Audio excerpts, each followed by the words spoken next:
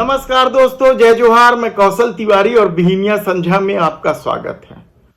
चौथे चरण के मतदान के रुझान के बाद पांचवें चरण में जो मतदान होना है 8 राज्यों के 49 सीटों पर, क्या भारतीय जनता पार्टी के लिए अब सत्ता बचाने की कोई उम्मीद बची है?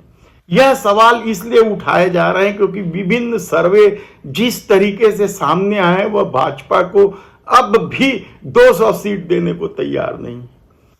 शेयर मार्केट लगातार गिर रहा है, स्टॉक मार्केट से विदेशी निवेशक पूंजी निकालने लगे हैं, मीडिया का सुर भी बदल गया है, तो ईडी और सीबीआई का रवैया भी बदल गया है।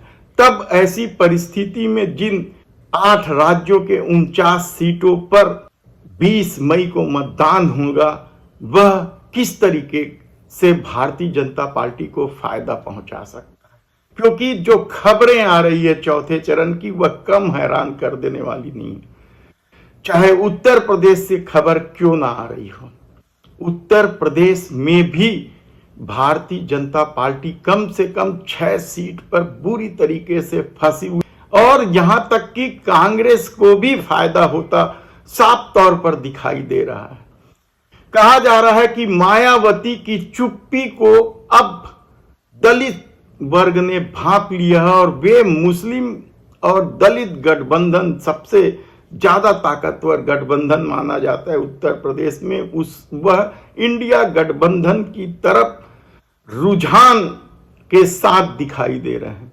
तो महाराष्ट्र में भी यही स्थिति बन रही है। हालांकि जो बड़े नेता हैं, नामी नेता, महाराष्ट्र के पंकजा मुंडे की जीत आसान हो जाएगी यह कहा जा रहा है, लेकिन बाकी जगह जहां जहां उद्धव ठाकरे और शिंदे की शिवसेना आमने सामने है, वहां वहां उद्धव ठाकरे बेहद भारी पड़ रहे हैं। कांग्रेस की स्थिति जरूर कुछ जगह कमजोर दिखाई दे रही है महाराष्ट्र में, लेकिन कहा जा रहा है कि यदि शिवसेना और शरद पवार का वोट ट्रांसफर हो रहा होगा तो कांग्रेस के लिए महाराष्ट्र में भी उम्मीद बहुत बड़ी है।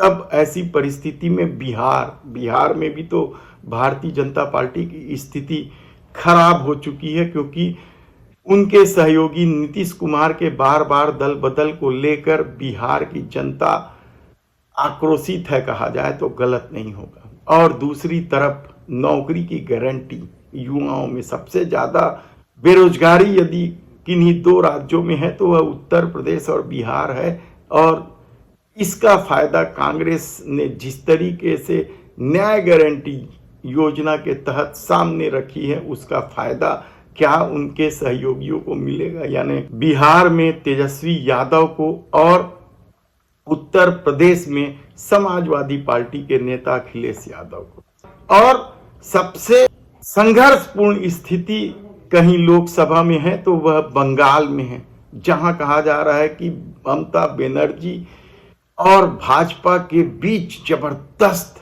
संघर्ष है। कौन कहां किसको पटकनी देगा अभी से कहना मुश्किल है। तो उड़ीसा में भी बीजू जनता दल और भाजपा के बीच ही संघर्ष है, कांग्रेस कुछ एक सीटों में दिखाई दे रही है। तब ऐसी परिस्थिति में 5वें चरण के जिन 49 सीटों पर चुनाव होगा, वहां भारतीय जनता पार्टी की क्या स्थिति बनेगी?